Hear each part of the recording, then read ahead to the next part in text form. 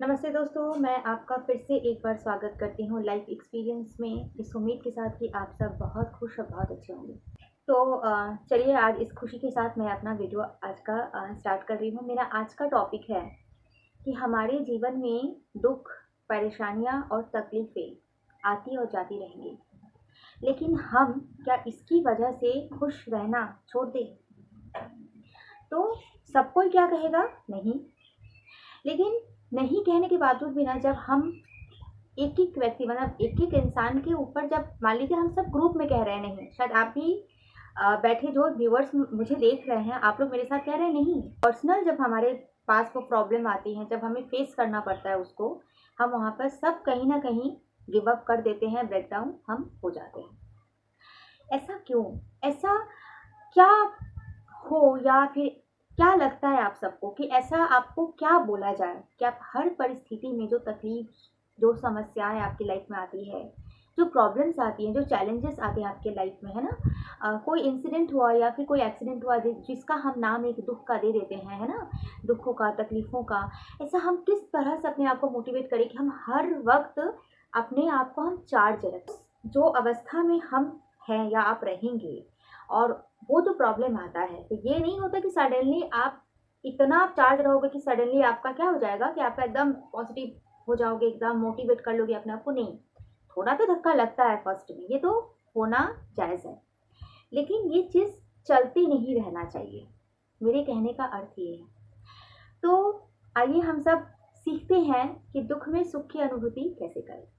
दुख वो जो हम चाहे और ना मिले, दुख वो जो हमारी इंद्रियां, जो पंच इंद्रियां हैं, आप तो समझ रहे हो, हमारी इंद्रियां जो हमारे देखने की जो इंद्रियां हैं, जो सुनती है, जो हम बोलते हैं, सुनते हैं, है ना, जो स्पर्श करते हैं, जो फील करते हैं हम, ये जो हमारी इंद्रियां हैं, इसके अनुसार अगर काम ना हो या इसको अगर सही ना लगे तो वो दुख हो जाता है।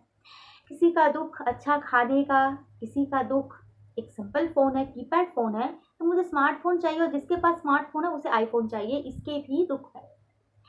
किसी के पास कुछ नहीं है तो वो सोचता है कि मेरे पास एक साइकिल भी हो जाता ना, साइकिल होता है तो बाइक ना होने का दुख, अब बाइक होता है तो फोर व्हीलर ना होने का दुख। यानी दुख की अगर बातें करूं तो दुख की कोई सीमा नहीं। और आज की प्रेजेंट जो हमारा समय चल रहा है, इसमें तो दुख अनगिनत है। छोटे बच्चे भी दुखी हो जाते हैं, आप समझिए, छोटे बच्चे भी दुखी हो जाते हैं। पेन मिल रहा है लिखने को, लेकिन पेन उनके अनुसार या वो जिस ब्रांड का चाह रहे हैं, जिस तरह का पेन चाह रहे हैं, वो नहीं मिल रहा तो वो भी दुख हो जाता है। खाना मिल रहा है भरपेट, अच्छा ही खाना मिल रहा है, लेकिन पिज़्ज़ा नहीं मिल रहा है, बर्गर नहीं मिल रहा है, उसके भी दुख हो जाते हैं। बच्चों के ये भी है। तो दुख का कोई सीमा नहीं है। तो क्या ये कारण है दुख होने का? अच्छा, मैं अगर एक स्टेप और आगे बढ़ूँ कि हम सुखी नहीं हैं, हम बचपन से तकलीफ़ कर रहे हैं, संघर्ष कर रहे हैं, हम गरीबी में ही हैं, हम मिडिल क्लास में ही हैं, हम क्या ज़िंदगी भर संघर्ष करते रहेंगे? मेरे बच्चे का दुःख, मेरी बेटी का ससुराल, तो मेरे बेटे का लाइफ़ पार्टनर अच्छा नहीं मिला, मेरा बेटा का घर अच्छा नहीं चल रहा है, या किसी का बच्चा नहीं हो रहा है। माने दुखों का कोई मैं अगर अभी गिनवाने जाऊँ ना तो शायद सुबह से रात हो जाएगा, पर वीडियो खत्म नहीं होगा। तो आप अपने अपने दुखों के अनुसार मेरी इस बात को, इस वीडियो को रिलेट आप कीजिए। अगर मैं अपनी एक्सपीरियंस आप सबसे शेयर करूं तो मुझे ऐसा लगता है अब कि दुख एक भ्रम है, एक ऐसा भ्रम जो हम सबको भ्रमित कर रहा है, और जिस वजह से हम सुख को देख ही नहीं पा रहे हैं। आप अगर बहुत अच्छे से देखोगे ना अपनी लाइफ में, तो दुख और सुख कुछ नहीं, सुख ना कुछ नहीं है, कुछ नहीं है। मुझे ये चाहिए था, मिल गया, थोड़ी देर के लिए थोड़ा आप कूदोगे, नाचोगे, फानोगे, है ना, थोड़ा सा आनंद आएगा, लेकिन फिर क्या हो जाएगा, फिर आप एक चीज को पकड़ लोगे। तो ये ना एक संघर्ष है, इसको हम अगर बहुत अच्छा का नाम दूं मैं अपने अनुसार, तो ये संघर्ष है। एक मिल जाता है तो एक के लिए फिर हमें संघर्ष। तो दुख ऐसा कुछ नहीं है, दुख बस भ्रम, तो भ्रम में मत पड़ो, भ्रमित मत हो। दुख क्या है ना। और रही बात सुख की, तो सुख ना कुछ भी नहीं है, सुख कुछ नहीं है। आपको, आप अगर सोच रहे होगे ना कि मुझे ये चीज़ अगर मिल जाए तो यार शांति मिल जाएगी, आप बिलीव नहीं करोगे। आपको अगर ये चीज़ अगर मिल जाएगी ना, तो फिर आप इसके लिए आप कोशिश करने लगोगे, इसके लिए आप दुखी हो जाओगे, है ना। हम अपनी इच्छाओं को अगर नहीं मारेंगे या इच्छाओं को अगर हम कंट्रोल में नहीं करेंगे, मन को कंट्रोल में नहीं करेंगे, अपनी इंद्रियों को अपने वश में नहीं करेंगे ना, तो ये दुख जिंदगी भर है। मरते भी रहेंगे ना आखिरी सांस, तो भी हमें खुशी नहीं मिलेगी जब हम इस मृत्यु लोक से अब हम जा रहे हैं। तभी हमें ना चिंता सताएगी अपने बच्चे, परिवार, संपत्ति, क्या क्या चीज़ों की, ये कहने लायक नहीं। तो अभी से इसका प्रैक्टिस करना स्टार्ट कर दो। इस भ्रम में मत फंसो। जो आपके पास है उसी में संतुष्टि रहो। जो नहीं है, पाना चाहते हो, उसके लिए संघर्ष करो, प्रयास करो, उसके लिए दुखी मत हो। फर्स्ट।